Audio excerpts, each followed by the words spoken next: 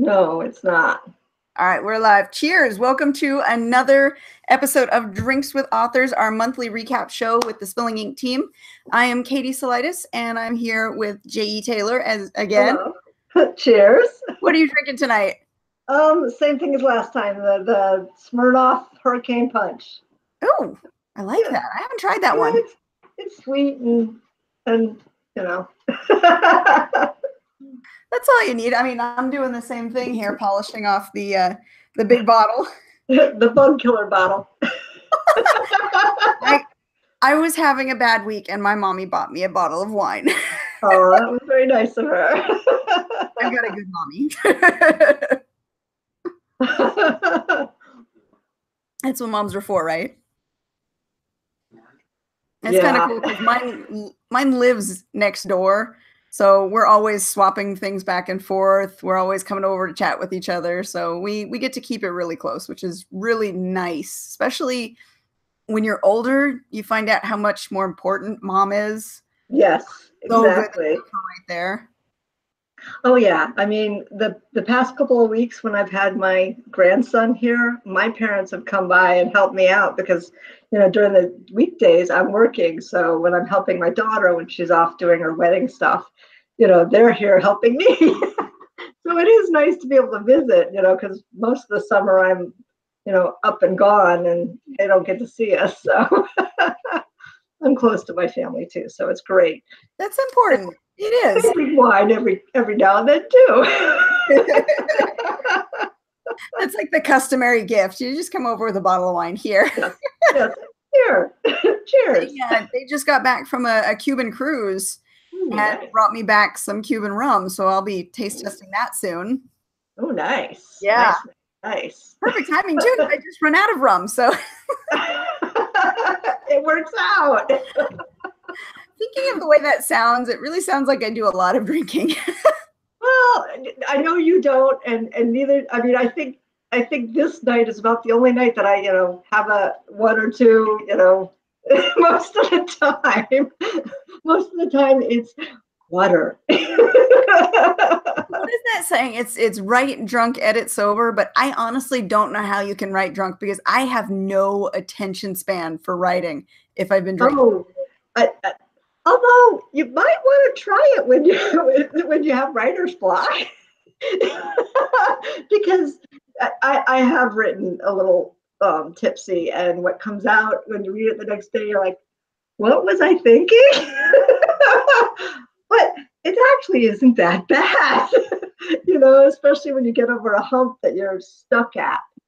It is one of the ways. I don't have attention span when I'm drinking. I don't really want to sit down and write and focus and listen for the characters. I just want to, go have fun, do something silly, go dancing, It's not conducive to a writing environment.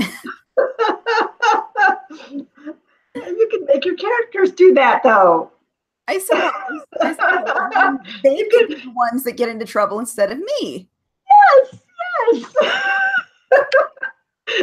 It's a fun thing.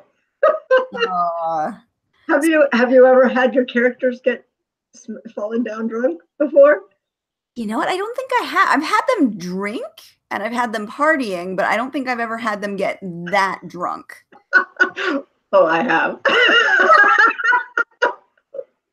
Oh yes. Oh yes.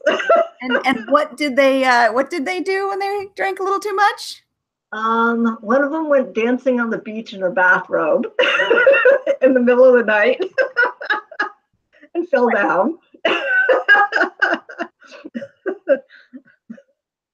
So, oh yeah, that was in Mind Games. But you know what? That's part of like writing real characters, though, because you do stupid things. It's proven that alcohol kills your inebriation. It shuts off that kills your inebriation. It shuts off that part of your mind that says, no, don't do that. Yeah. Oh, yes. And so, yeah, you end up doing stupid stuff, and people love watching or reading about people doing stupid things. So that kind of works. Yeah. And then the hangover is always fun to write. Oh, that's the worst. And especially if there's a walk of shame, that's the For either a female or a male character, it is fun to write that. Mm-hmm. Maybe I should do that. Maybe I should get my characters drunk and then I could get over the writer's block. Well, yeah. Although I have a feeling it would kill the whole will they, won't they thing that I've been building up to with some of my characters. Well, it could also backfire and I'm like, you're waking up in bed. I'm like, what did I do? Oh, and they still have to work together the next day. Oh, that could be tricky. It could be. I don't know. This week has been the week of writer's block. I tell you, I always say reach out to people that you know that you can use as a sounding board. And I have been so stuck this week. I've reached out to everybody and anybody that could, and nobody's been available when I needed to talk. Yes, I know you reached out to me. You know, the East Coast, West Coast thing kind of sucks when you're. Yeah.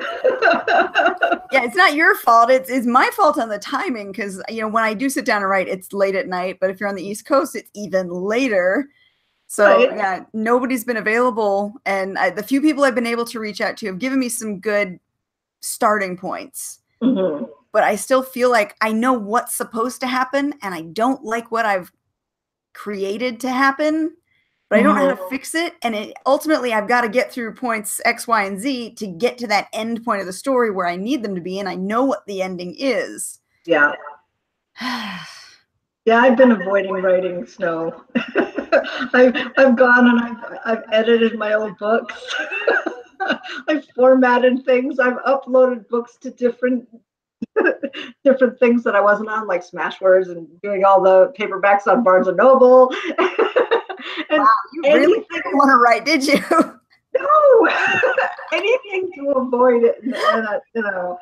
And with everything going on with, you know, Amazon and the Create Space stuff, I'm like, okay, I need to expand that. I don't want to have all my paperbacks in that one bucket now because Amazon now owns way too much of me.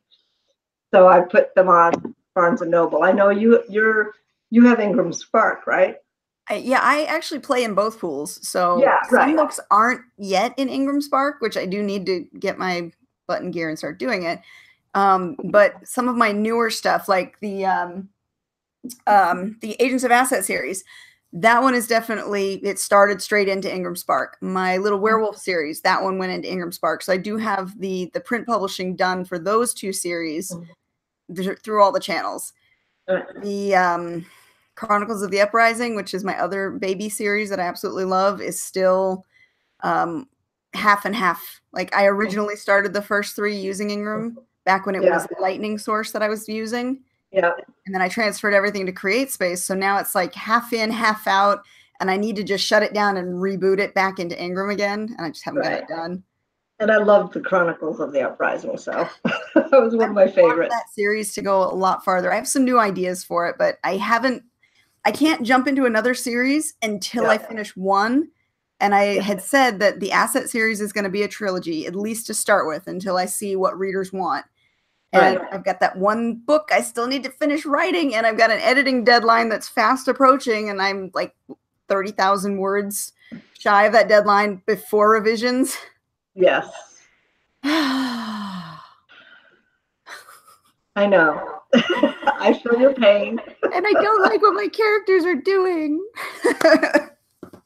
Yeah. Well, sometimes you got to write it out and then fix it after. Yeah. That's which kind of, you know, it's a lot of rework, but at least if you get it out of your head, it's out of your head. You know, all the, you know, stuff that you have, and you can actually look at it with a fresh eye and say, oh, I could have them do this instead of that. And, you know, I could have them go left instead of right. And that's yes, I did that the opposite way.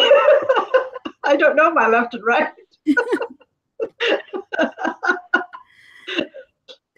That's the advice we always give too. And it's so much easier to give advice, I think, than it is to take your own advice. Yeah. Because part of the procrastination, like you were saying, you've been uploading stuff to all the channels. Well, I booked a speaking engagement with the library for 2019. So I've got plenty of time before I need to have these done. Yeah. I'm doing a 3-part seminar on story crafting. Part 1 is going to be from idea to first draft. Part 2 is world building, and part 3 is character creation. And I have almost finished all 3 of those seminars this week because I haven't wanted to write because I can't figure out what to do. Well, you wrote, you did the seminars. No closer to being finished for my deadline. I know. I'm with you. You know, I'm at a very critical point, and it's, you know, brutal scenes, and I'm hesitant, and I don't know why, because if you've read my stuff, you know brutality is not something that I shy away from. Are you hesitating maybe because you think that you're okay with writing the strong scenes, but maybe you think the readers won't like it as much? Considering some of the other ones, like Frozen wasn't no, maybe it was a little. It had its moments. Yeah. But this is a little bit harsher because it's, you know, the evil queen trying to get Snow White to give up. Right. No spoilers. No spoilers. You know, and you know, she has to break her down, and I know that breaking her down is going to be difficult. And I want to, you know, where's the breaking point? Yeah. You know, and I think of the things like Snow White and the Huntsman, that movie, how she was very evil, but Snow White never really lost anything she was tied to. You know, yes, a couple of the dwarves died, but there was no real strong, long-lasting connection with them. Mm-hmm. In this story, she has a long-lasting connection with everybody who saved her from the queen originally. So it's like, okay, if you have that connection, where's the breaking point? Okay. Versus if you have, you know, strangers that you just met, yes, you're pretty fond of them, but, you know, it's not like they've brought you up. It's just a bunch of red shirts. It's okay. Exactly. Yeah, you know what I mean? And it's like, okay. Well, you think about The Walking Dead. How many tragedies can Rick deal with before he breaks? And of course, this season he's going to, you know, apparently bite it. Is this their final season, or is this No, I don't think it's their final season, but it's his. How many seasons are they up to now? Because I don't watch that show. As popular as it is, like, I can Google it. I know it's gone on for like forever and a day. It's like up there with Supernatural on like crazy series runtimes, right? I think it's on the 9th year. That's still a long time for us. Yeah, or 9th season. Yeah, because I think Negan came in at the 7th season, because I hadn't watched it up until then, and then he came on the show, and I love Jeffrey Dean Morgan from Supernatural and from Grey's Anatomy and from other things. I'm like, oh, I have to watch this. So I watched it, and I was like, okay, and then I binge watched the entire thing up to that. I can never get into that one. Like Supernatural too, for some reason, and that's like right up my alley. I should love that show. I could never get into it. I've tried multiple times. I don't know what the disconnect is. I don't know. Season 1 was kind of slow in points, and it was really the lore in that one. Season 2 is much better. That's what I stopped at with season 2. I watched a few episodes and I was like, it isn't getting any more interesting. No, it did. Halfway through, it starts to up the ante, more so than the first one. And then it starts to get slapped. I mean, you have to watch the Scooby-Doo episode. Even if you're not a fan of the show, you have to watch the Scooby-Doo episode. All right. I'll try and put it on in the background while I'm working on something. I did that with another series. What was it? Agents of S.H.I.E.L.D. Yeah. I surprisingly loved that show. I put it on as just something in the background while I was doing busy work. And I kept looking over and I kept getting distracted instead of doing my busy work, going to see what was going on. And next thing you know, I've binged all 5 seasons, and I'm like, damn it, I have to wait another season now for the next one to come out. That one, it was surprisingly good. I really liked it. Yeah, well, I mean, that was one my son started watching because Shield and Marvel and all of that, hoo-ha. And of course I watched it with him because, I'm the goofy mom that watches the stuff with him. The dad likes sports.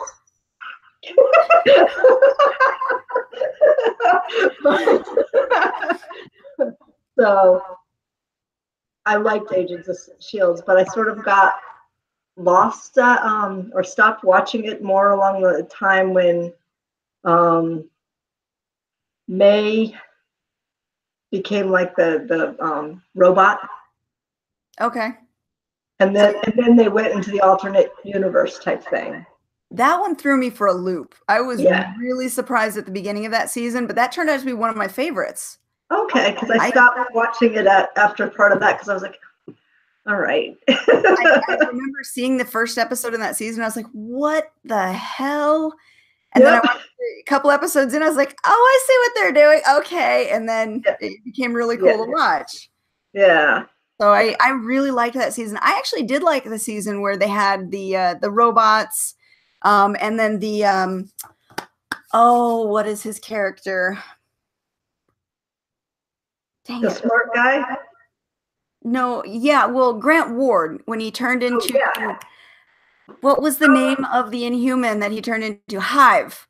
Yes. I loved that plot twist there. I thought that was really good. And I liked that they kept that actor in for as long as they could because his character was so much fun because he was constantly back and forth and back and forth and back and forth. Good, bad, good, bad, good, bad. There's always something different going on about him.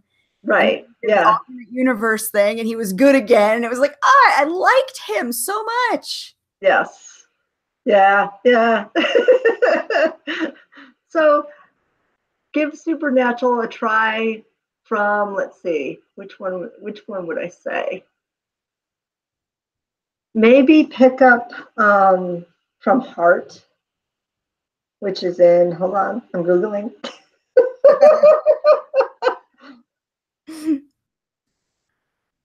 Supernatural. Not super. So hold on. Because that's the werewolf one. And where's my search? They changed how they updated the Google thing. So, okay, it's Supernatural season 2, episode 17. So way up to 17. Good Lord. Yeah. Okay. So it's sort of towards the end of season 2. But that's when it starts to get really, really good. All right, I'll give it another shot.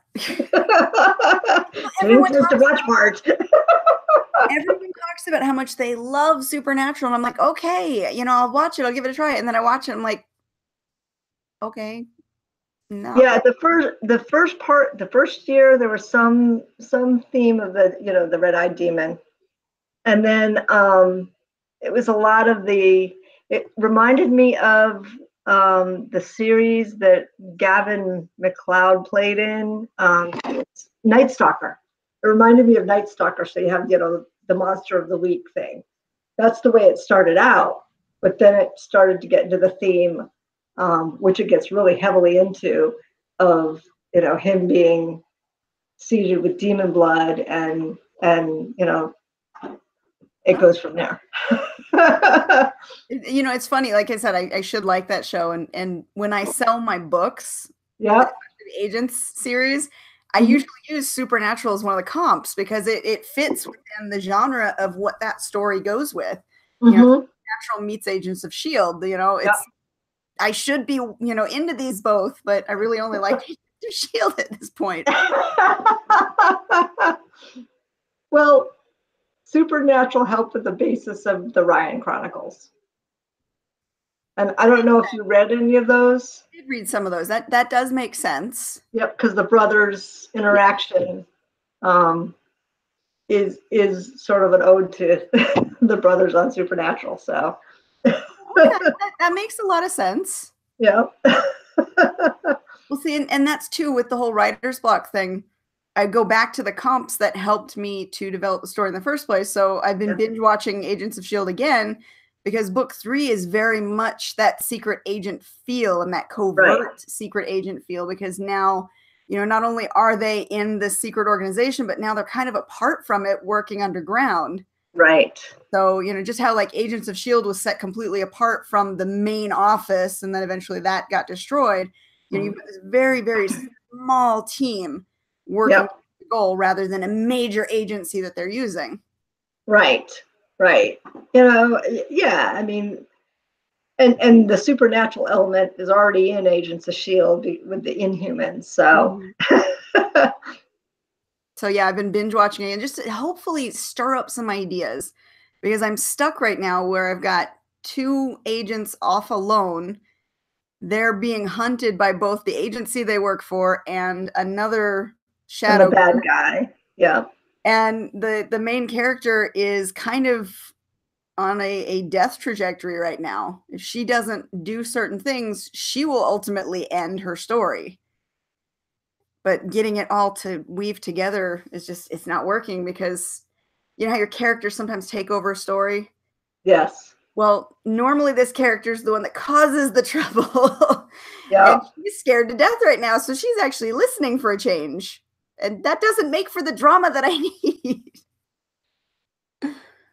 Like, you can't do what you're told. I know you're supposed to, but you just can't. Yeah, it seems somewhat out of character for her too. You know, because you know, I've read the first 2 books, and well, actually, she did stay in line for part of it, and then she veered. You know, The emotional connection that always sends her over the edge. Yes, yeah, yeah. So maybe that's what you gotta make, a catalyst of an emotional thing. You got to throw somebody under the bus that she loves. Yes. Yeah, exactly. That's my that's my conundrum. Sounds so evil. Oh my god. Just like casually talking about killing off characters. Yes, well, hey, all in a day's work, right? It's like that meme that shows up and it's got death with everybody dead around them. You know, say authors be like. Yeah. Yes, well, it's, you know, it's part of the learning curve and the growth of the author of the character to have real, pardon the French, shit piled on them. Yeah.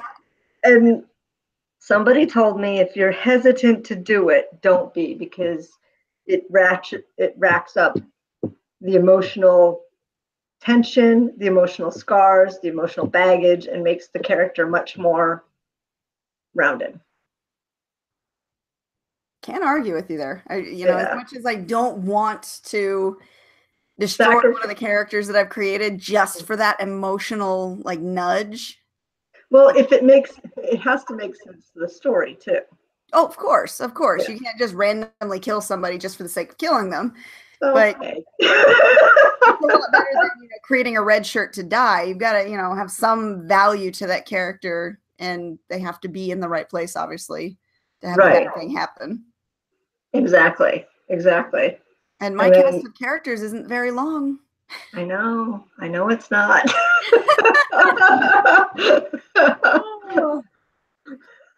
I gave you advice a while ago. Well, and then, you know, you got me, the bleeding heart over here. I rewrote the entire, what is it, 4th book in the Chronicle series to save one character. Because I originally created them to die, and by the end of that book, I was like, no, they can't die. And I rewrote the beginning and the end, and then changed up a few things in the character's original death scene so that they could come back, and they did come back. Because I liked them so much. And it turned out to be a good thing, because that was a well-liked character from the reader's perspective too. Well, my most favorite character I killed off in the Steve Williams series, because he ended up being in there. And then I did the twist where he became Steve Williams' guardian angel. Oh. which led into, the lore that you find out in the Ryan Chronicles as to why, you know, See, and why that he was works. actually redeemed. That's like the comic book movies where people die and they're brought back in some other form, and people accept that.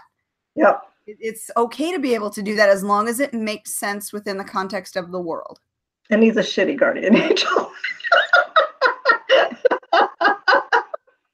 That would be too perfect, right? Yeah, no.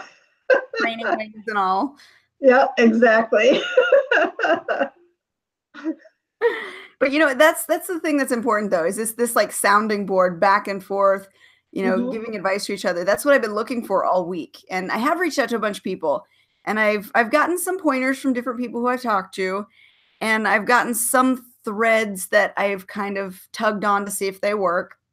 I'm still kind of stuck, and I still know the deadline's looming. So I'm going to be probably, I don't know, radio silence for a while as I try and beat this story into submission.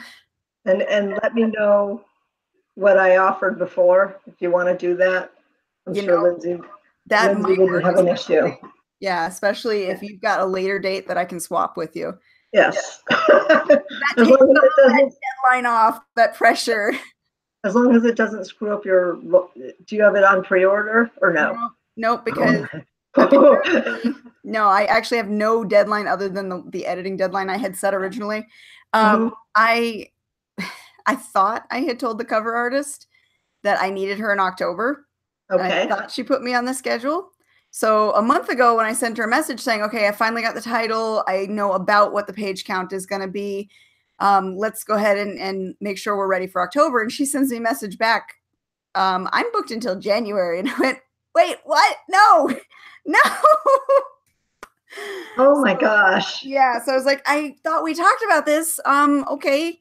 Can you fit me in whenever possible? Because, I don't want to have book covers that don't look like they fit together. So since she did the other two, I need her to do the third. And I wished I had booked her for the third originally, but I didn't have a title. I'm really bad about titles. Yeah. So sometimes I don't get the title till it's completely done. This one, I just happened to like the title idea a few months ago and I ran with it. Yeah. So now I'm like, okay, fit me in whenever you can. I sent her all the information that I needed her to run with and the inspiration pictures that I picked out. Fingers crossed she can get it before the end of the year. If not, it may be a January book. Yeah, my cover artist for the game series my covers were scheduled for January. She moved them up for me. And I was like, yes. So we got one already done, and the other 3 will be done in October. Have you shared those with me, the new covers? I don't think so. No, not yet. I got one this week, so. Ooh, you'll have to show me a picture. Yes. I love all the covers you send me. This one is different than the others because it's a thriller with supernatural elements. So cool deal. Now this is the one that originally had the half face cover. Yes. Okay. Yes. Yeah. That's the series. Yeah. Gotcha. So I remember those. The cover was so striking though that it's very memorable. So even if I hadn't had heard of that series in a long time, I still, the minute you say it, I'm like, oh yeah, it's the cover with the face. So that's a good thing. You want your covers to be memorable. Absolutely. Well, that's the face I use. I think somebody had mentioned, ooh, that's kind of neat, as my Google ID face. Yeah, I think I've seen you use that too before. Yeah. We change it up from every now and then, but yeah, that one's still in my pocket. The idea that I'm going for book 3, because the basic elements will be here. So you'll have the random colors. You'll have the tree of life because that's a major symbol in the book. You'll have the text looking similarly. But what I'm going to do, or what I've told her I want to do, is the girl front and center again. But I also want to show more shadow. And I want to do the city, but she's in 2 different cities. So I want to see if she can do a dual colored cityscape where some buildings are lighter, some buildings are darker. Because in this one, it's very much the covert mission. It's very much she doesn't know who to trust, and she also doesn't necessarily trust herself. Right. So that shadow self imagery is what I really want to capture on that. Yes. So sorry. Fingers crossed. Is the baby awake again? Sorry. Well, husband's terrorizing the dog, so trying to get him to play. Oh, okay. Yes. Mine, I think, is locked downstairs somewhere. Yeah. She's crazy. Yeah, he's got a toy now that he brings from place to place, but that's about it. He drops it at your feet, and then if you throw it, he just stares at it, and that's it. Oh. Like, I don't know how this works. Look, it's a toy. It's a gift. You play with it. Sorry, I digress. I've got the opposite because mine is just now starting to. I don't know if you remember Yoshi. I told you about him always squeaking a toy in your lap to force you to play with him. Yes. She's just now getting the hang of that with her squeaker toys. Okay. She wants to squeak it at you, and I think she wants you to play, but she immediately goes into the it's mine and runs away before you can have a chance to grab it. Mm-hmm. So she has to be the one to squeak it, and she wants to play keep away, but she won't run very far. Yeah. Sorry, I mean, they might. If they went like this on the other side, it would have been just. We need the reverse cam now so we can see what it is you're looking at. Well, they're not here anymore. They left. They came and got the bottle of wine and terrorized the dog and went back downstairs. Nice. Oh, and the baby is crying. Oh. Yeah. So. All right. So we touched on writer's block, which is an ongoing thing. What about recapping the month here? What's happened so far in September that we need to touch on? There was the CreateSpace merger. Have you moved your books over yet? Yes, I have. There were some challenges. In some cases, some things didn't print, and I had to update things and get new covers too, because they weren't the old CreateSpace templates. They didn't take. So I don't get that. If they already own the publishing company, why didn't they just rebrand it and link it to their system? I know. Why reinvent the wheel when you already have something you own that works? Right. And I don't know if it created issues with sales, because I went 12 days with 0 sales, which is unheard of for me. Yeah, that's weird. And then I noticed when I was updating Cinder to do, because earlier this week I had a 99-cent sale on Cinder, and I went in to my ebook, and there wasn't a choice between the 35 and 70%. It was blank. And I'm like, okay. So I set it because I went to 99 cents, and then I went into Dark Reckoning to update because I just re-edited it and fixed some, point of view issues. And I noticed the same thing. And I'm like, that's not good. Having it blank, once I saved it, I went back in to see, and it was saved properly. But then I looked up, I'm like, okay, I got to look at one more book and see before I send them something, because I'm like, this isn't right, because they were all set to 70% for the $2.99 to $9.99 books. And I went to hunting season. Both of them were blank. And I'm like, oh. And then I sent them an email, and I copied Jeff because that's the only way to get any sort of action at Amazon. And bless you. And then I went back in and I looked at a couple others after I sent the email, and it seems like they fixed it. And it took them 3 days to get back to me to say, I'm not sure what you're talking about. But I did look at my royalties, and they were all paying out correctly. So it was just something with their UI, I think. it might have been set in the background, but it wasn't when you brought it up displaying an See, assistant. that's one of the biggest thing that bothers me is the customer service. Yep. CreateSpace, at least you could get a hold of somebody. Yes, and they were really good. And you could get the ball rolling. Amazon is notorious for the email that you could say whatever you want in that email, and you will get a canned response every single time for that first response. Yep. And it often takes 3 or 4 emails, and it's minimum 24 to 48 hours between responses to get anything done. So a problem with, a book's price or printing or anything can take a full 7 days in order to get resolved, or sometimes even looked at. Right. And that affects you. Right. And that's why I've learned that, yes, I shoot something off through their thing, but I always email Mr. Bezos, and I'm sure he's getting inundated with people who do this, but his senior team gets back and it's an actual email that makes sense. Yeah, it's a real person. It's not just the canned cut and paste response, because it's not even a real person responding, even though it's got a name to it. It is literally cut and paste responses. No, it's an automated response based on keywords in your thing. It's not even, you're right. It's a artificial intelligence doing that. Mm-hmm. Some of those things are awfully, whoever they have crafting those letters really sucks. You would think, though, being like the most powerful company out there at this point, and knowing that they had control of a company that was doing very well and giving people what they wanted, the customer service angle, printing, decently. CreateSpace did a decent job at printing. They did. They were able to get books issues fixed fairly quickly.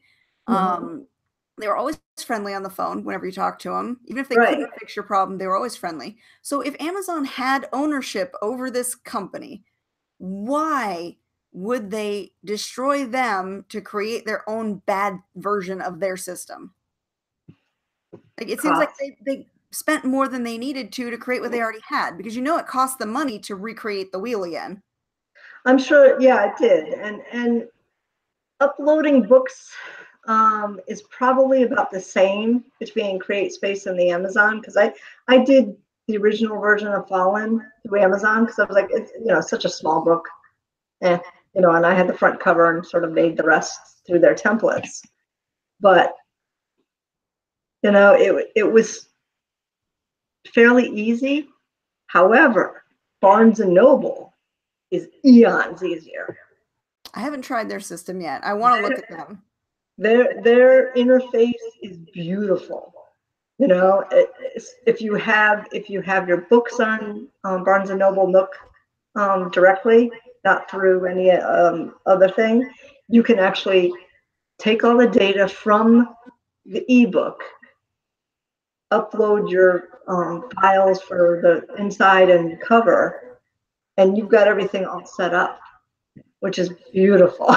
It's all matching on keywords. It's matching on,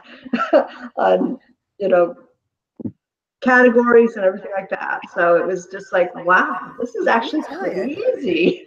Ease of use makes a lot of difference. Look at Smashwords versus Draft2Digital, and why a lot of people choose to use Draft2Digital over Smashwords, even though they essentially do the same thing. Smashwords does offer a few extra perks, and so does Draft2Digital. But essentially, they're the same thing. They're an aggregator that sends out to all the major retailers. But Draft2Digital makes your life so much easier to use. With the uploading of the manuscripts, you don't have to go through the meta grinder. It does it. It'll show you how to format a print copy. It's got pre-selected trim sizes that you can use for it. It automatically formats for the EPUB, for Mobi, for PDF. I mean, it does so many things just at the click. I didn't really like their print formatting. It's not perfect. I looked at it and I'm like, it does some funky things. So I said, I kept with what I do in Word and to PDF. Unfortunately, I don't have all the pretty little, regal lines and stuff through it, but I love that you can get the EPUB and the Mobi I upload my Amazon copies there, get the movie and upload those to Amazon because they're prettier. Yeah, they are. And I much prettier. noticed and when I went to Smashwords this time, I just uploaded all my EPUBs and it was boom, boom, boom, boom, boom. I had no issues. So that's the difference. That's the benefit of Draft2Digital versus Smashwords, because they give you that. Like you were saying, Barnes & Noble has made their system super easy to use. They may be trying to make a play as a contender because they are the other one that offers print formatting, which is something that not everybody can access unless they use Kindle at this point. Right. Or pay for Ingram Sparks. Mm-hmm. You know, and they offer their own Barnes & Noble Press ISBNs. ISBN, yeah. I almost said QSIP. I'm like, no, I'm not in the Booker dealer world. So that's a smart move on Barnes & Noble's part, because Barnes & Noble has struggled with finding their footing in self-publishing. Right. They've gone through Nook Press to Pubit to Barnes & Noble Presents. And it's been many iterations over the last, I want to say, 10 years since they right. started. So maybe they are smartening up a little bit and making that play to become a contender in the self-publishing marketplace. Yeah, I did notice their Nook Press is easier too. Well, everything's easier if you have an EPUB, already formatted EPUB. Yep. That, and that's where Draft2Digital comes into play to do it nicely. I used to use Calibri, but sometimes it came out funky. I never liked using that. I mean, yeah, it was free and yeah, it looked easy, but it never came out as pretty as I wanted it to. Right. Occasionally exactly. I would get the EPUB checksum errors. If you, there was an EPUB validator, and occasionally when I used that, it would give me errors. I couldn't figure out why the hell it was doing that. Right. And in Draft2Digital, you can choose how you want your chapters, whether it's, centered bold, those things through, that are centered bigger text throughout the manuscript can be your chapter headers and stuff.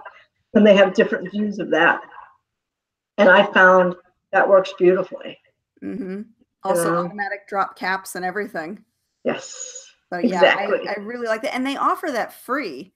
You don't have to hit the publish button when you go through them. You can get all the way up to the format and save it and be able to use that for whatever. And I love that. Right. Yeah, I go through iTunes through them because I like their reporting a little bit better.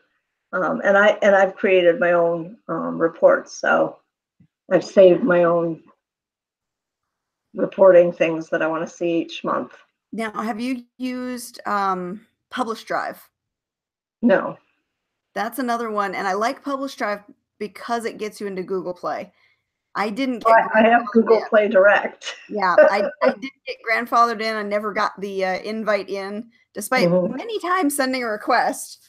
Okay. So when Pronoun went down, I had to switch over, and Publish Drive was great because it allowed me to get into Google Play as well as some obscure European markets too. Okay. And again, if you have an EPUB, it's as simple as uploading your EPUB and your cover and selecting keywords. They make it super easy. Yeah, I like the easier ones. Google Play was never easy for uploading. No, I used to do some of the uploading for Accessica, and I remember logging into Google Play and being like, what the hell is this interface? Why is this so unnecessarily complicated? Yep, you and I both did that. Long time ago. Oh man, that was way back in the day. Yes. It doesn't feel like it. It feels like, I just started, recently, but then I look back and I'm like, oh my God, 2009. Yep. Holy crap, that's forever ago. A friend of mine the other day, he messaged me and asked how many books I had out, and I was like, I don't know, 20 something. Yeah. I got the little emoji that was like, I'm like, yeah, I mean, I've been at this for a while. Yeah. Like it is. I only have, I think it's 45. Which surprised me when you said that you hadn't seen a sale in how many days? 12. That's unheard of. With as many books as you have, at least one sale should have trickled in. Right, and that's what I usually see. I've gone two days, sometimes upwards of 3 days without a sale, and then I see a spike. But it's harder to get visibility, and I'm only doing like 1 or 2 ads at a time now. It seems off because again, if you go into like author groups and people show and how much they're earning and whatnot, not all of them are advertising like crazy and they're still Right. able to show sales. And a lot of it's because they have a backlist. You have Right. a big backlist. I have a big backlist. So there's an issue. Something else is missing there. Well, I noticed, and I did write to them, I did a search under my name. I didn't come up. Other people like JT Ellison came up. Oh, that's weird.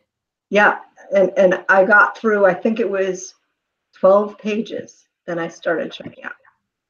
And I said, there's a problem when I do. So this could have been the search issue too, because they were having search issues, search engine issues at Amazon as well. So, with the create space and the search issues and all of these other things, I just went into obscurity. And once you go into obscurity, unless you're in KU, it's really hard to get back up. Even when you're in KU, it's hard to get back up. I was having issues with sales cutting almost in half every month. Oh, wow. Having, let's see, I've got 2 different series now that are still 100% in KU. Mm-hmm. Despite having over 10 books available that all link towards each other, mm-hmm. I was seeing my sales go down from 15,000 page reads a day to 10,000 page reads a day to 5,000 page reads a day to 2,000 page reads a day. I'm thinking, how is this possible? Because I was still doing a lot of advertising at that point too. So right. How is it constantly cutting itself in half every single month, despite having all of that availability and advertising? Yeah, that's why I'm like, I'm going to start spreading out. I have nothing in KU anymore. Right now, I've toyed with it and I'm like, no, I don't want anything because of their heavy-handedly wiping people's accounts out when you get a spike, or wiping your, if you get a BookBub and your rate, your rank goes way up, then they wipe it out because they think you're messing with the system. I've seen that happen many times. Yeah, I've heard about that. And I'm like, nope, I'm not betting the farm on Amazon. They're getting too big for their britches. But there's no one that can contend with them. That's the problem. Kobo's getting there on the Canadian front. They're still more European though too. Like right. It's right. My books should be a good contender. They're a heavy hitter, but I don't think they're of the same caliber right now. Right. You would think Barnes and Noble or in Canada Chapters, or I forget what the big is it Waterstones in the UK? I have no idea. You would think that the big actual brick and mortar, well-known stores would be able to come up against, Amazon, but none of them can reach the same levels. And even if Amazon doesn't have a huge foothold in the European markets or in Australia or in Canada, they still outsell when you've got your books in there than the other markets for some reason. Right. I don't know. Yeah, you're right. Amazon's really the big game in town right now. So you kind of have to play with them, but you don't want to keep all your eggs in there. True. And I've started to pull some of mine out as well. Like my Agents of Asset series. That one is 100% wide distribution.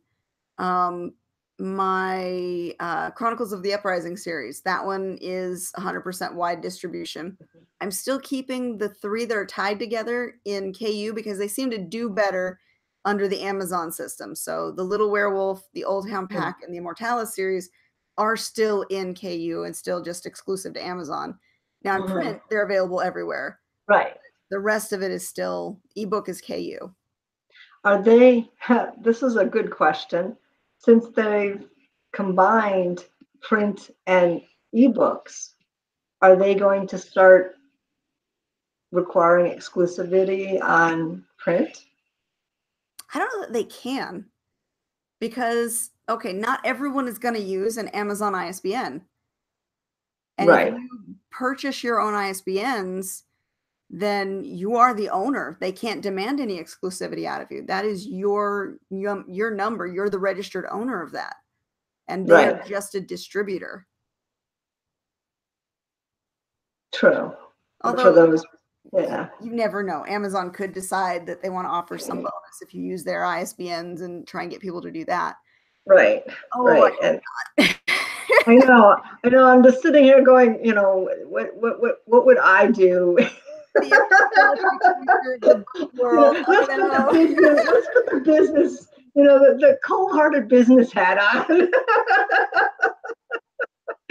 and believe me, I do that when I look at the bottom line of things. It's like, okay, how do we get to the next level? How do we get to the next level?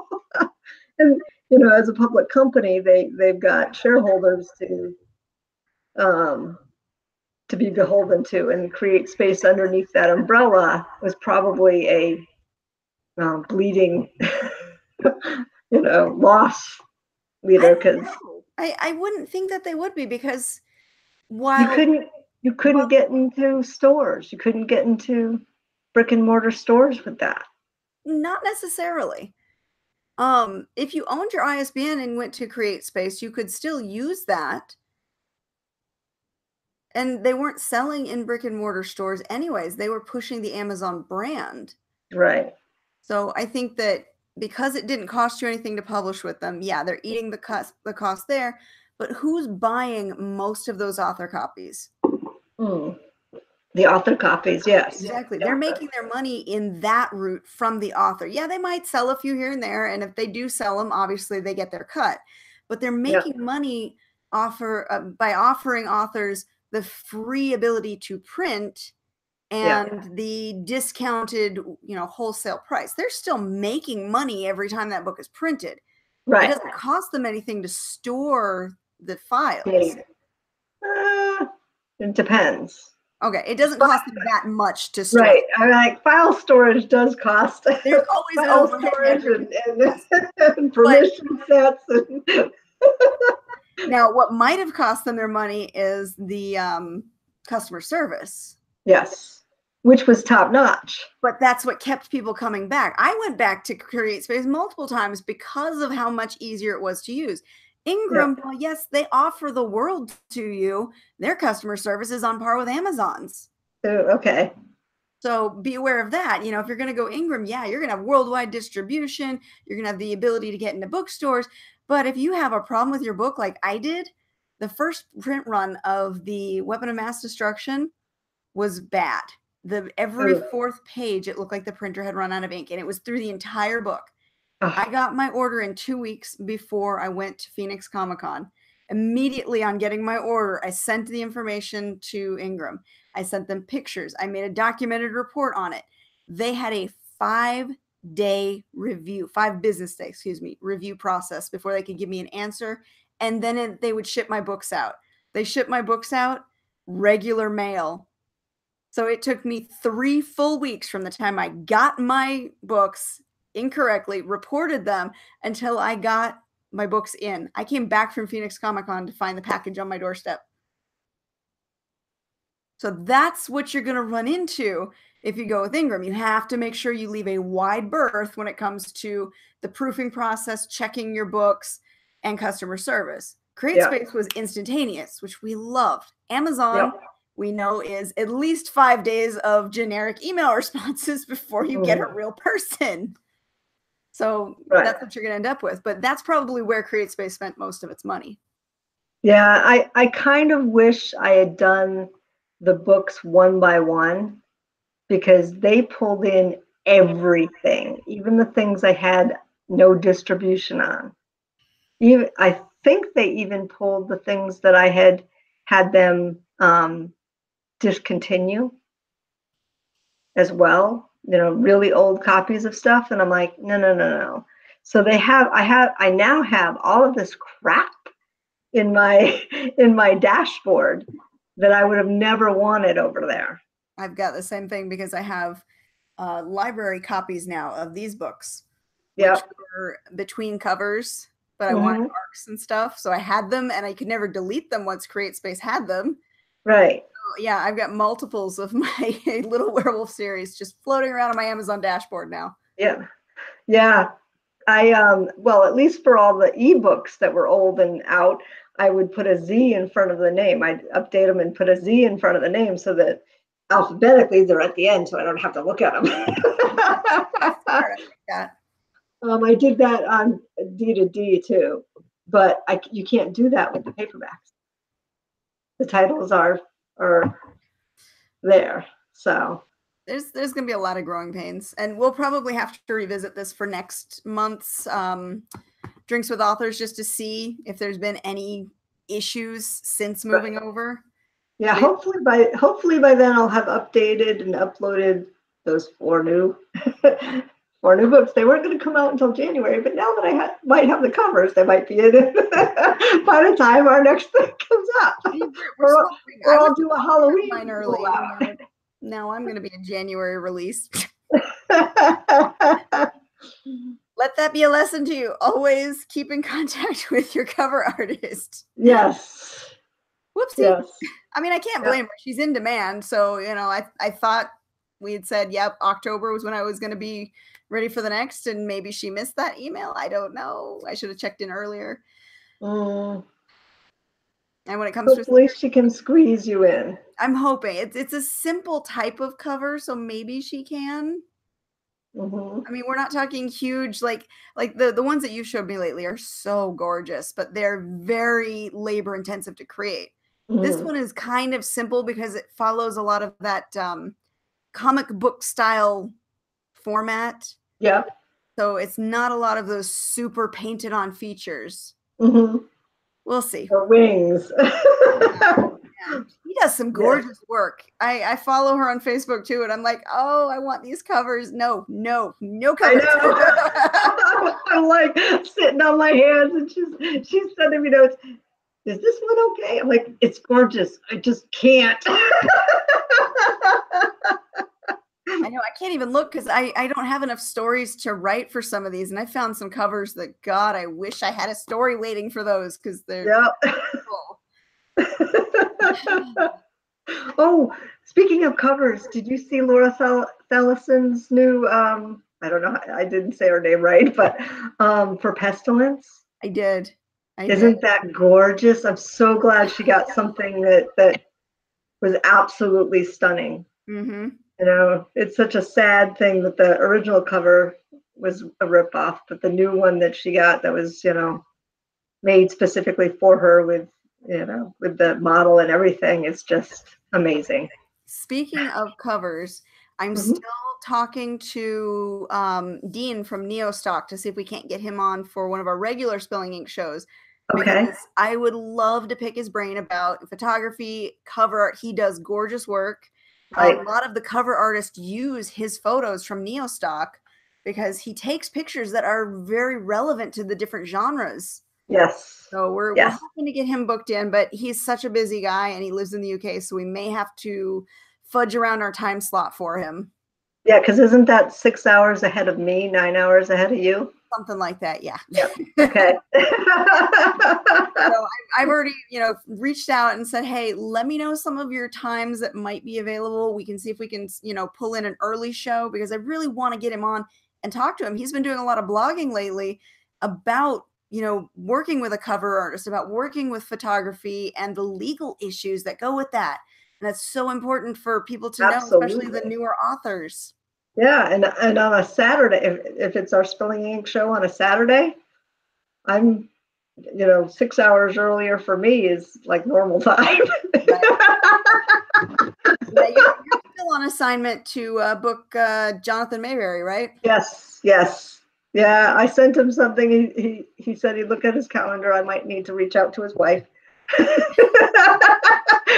I think she's his social event planner. So I might have to do that because he hasn't gotten back to me. But I know he's doing, you know, all of this stuff with V Wars and things like that. So I think after, I don't know if he's going to be in Phoenix. He might actually be in Phoenix. I'll have to look at that, look at his schedule. So, are you still going to Phoenix Comic Con? It's still in the plans, but I'm really wary about what Square Egg is doing because they canceled the Vegas show. Yeah. Also canceled their October show. Okay. So I'm hoping that they're still going to focus on that as their, kind of the big event of the year. Okay. But, yeah, unless I hear otherwise, I still plan on being there. Okay. Yeah, because I think he's going to be in the Phoenix one, but he said he's not making it to New York this year. So. Well, he's probably up in Toronto. Well, I know right now he had posted today about doing a convention or a talk at least in San Luis Obispo, which is where the girl that I always work with for Phoenix, that's where she lives. So I'm like, are you going? Are you going to be there? So yeah, we're all working our connections right now. Right, I know. He's gonna be like, oh my God. And he does a podcast, The Three Men and the Beards. Oh no, I didn't know that. Yes, he does a podcast. Yes. I have to follow that now too. Yes. True. So well, we all have our assignments and we will check back in with everybody next month on our Drinks with Authors, which we do normally on the third Friday of every month. This week, or this month was kind of busy, so we shoved it back, but expect it the third Friday of October. Shoot, Halloween is coming. I know. Oh my God. I have to get candy. Where the hell did this year go? I know, tell me about it. It goes faster and faster and faster as you get older. That is not a lie. Damn it. All right. Yeah. So yes, everyone who's watching, all two of you, I can see you. I almost ruined my computer. Don't do that. So yeah, for everybody watching and everyone who watches in the future via our YouTube channel, please remember, like and subscribe, hit the notification bell so that you can be notified anytime we do a new show. We run every Saturday for our regular interview show and every third Friday of the month for Drinks with Authors. We'll be back again with some more fun authors to introduce you to. I believe our show this week for our Saturday show is going to be about Book Branders, which is also our sponsor. So check in with us tomorrow for that. And until then, we'll see you next month. Cheers. Cheers. Cheers.